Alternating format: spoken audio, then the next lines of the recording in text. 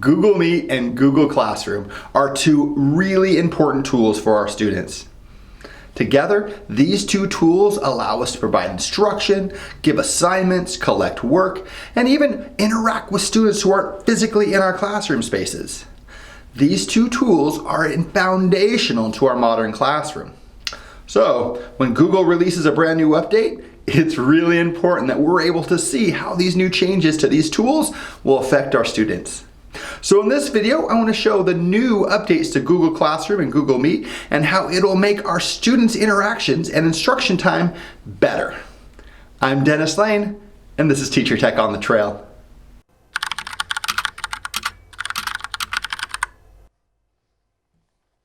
So Google has released an update for Google Classroom and Google Meet. And really this update really pertains to Google Meets that are built inside of Google Classroom. So you can see right here, I've logged into my Google Classroom and I have my test courses right here. And we're going to use this 2021-2022 test space. But this would be the same for your Google Classroom for your specific class. And if you log into a Google Classroom, you may have noticed that it looks a little bit different.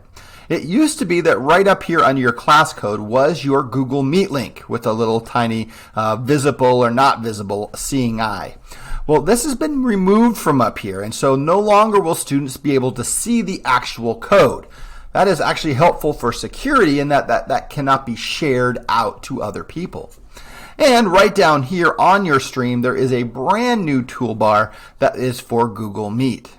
Now the first change, what Google has done here, is that they have set it up so that any student assigned to this Google Classroom automatically has privileges to your Google Meet. So you don't have to invite them, they're automatically enrolled. So that is a little bit of a change than we had before, and that offers, again, an additional level of security for us. So when we look at this toolbar, you'll notice they have the three dots. I just found out this is called the shish kebab menu or kebab menu. So if we look at the kebab menu, you can see from this spot you can copy a link if you do want to send it to someone, or you can manage it by either resetting your link,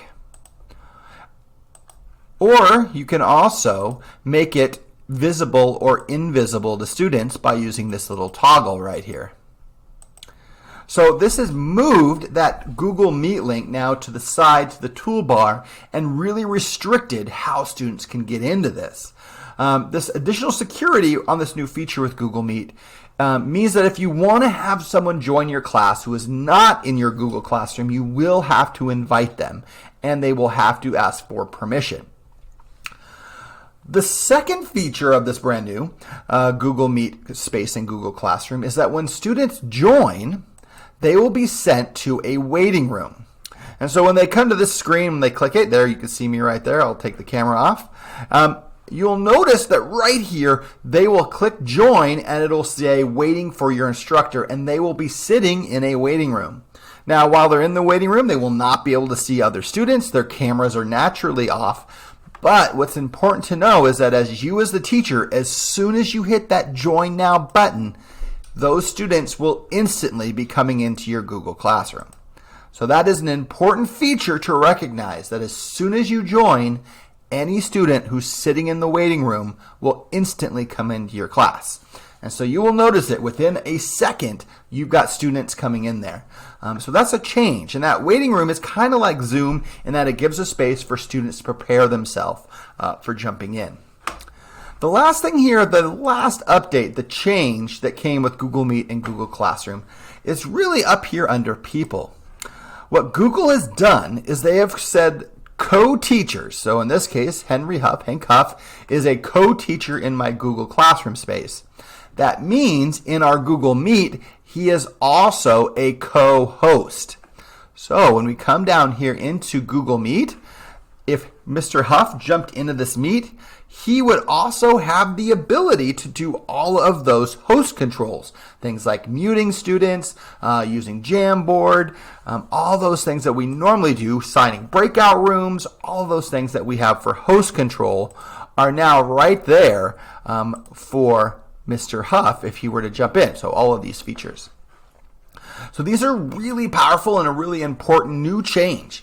One little advice, if you're noticing that this new update is causing problems with your Meet recordings, some teachers are reporting that they're not getting their recordings right back.